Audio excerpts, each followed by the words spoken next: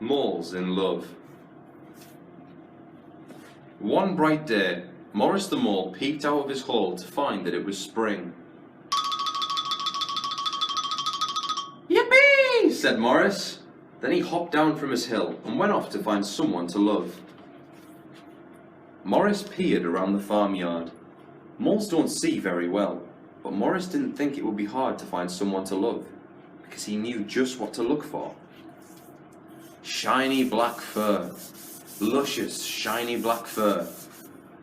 Morris hugged the luscious, shiny black fur. He was in love. Morris blew his love a kiss. But when the luscious, shiny black fur blew him a kiss back, Morris was blown off his feet. He landed in a pile of leaves. But nobody came to see if he was all right. "Ouch," said Morris to himself, feeling glum. Then Morris smelled the first new flowers of spring. "Yippee!" he said, and skipped out of the leaves and went off to find someone else to love. A pink nose. A pretty pink nose. Morris hugged the pretty pink nose. He was in love. Morris rubbed noses. But when the pretty pink nose rubbed back, Morris was sent rolling away, cold and wet and slimy from head to toe. He landed in some mud. Nobody came to see if he was all right.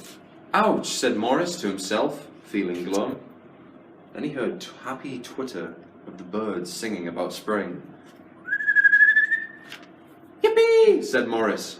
Then he jumped out of the mud and went to find someone else to love. Big wide feet. Gorgeous big wide feet. Morris hugged the gorgeous big wide feet. He was in love. Morris sat down with his meadow. Whoa. Morris sat down in the meadow with his love. But when the gorgeous big wide feet sat down too, Morris was choked and tickled with feathers.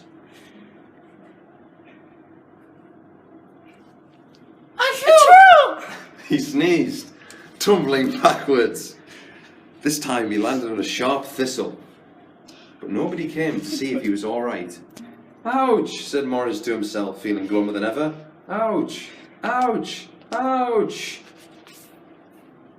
And even though he knew it was still spring, he went back and sat on his mole hill.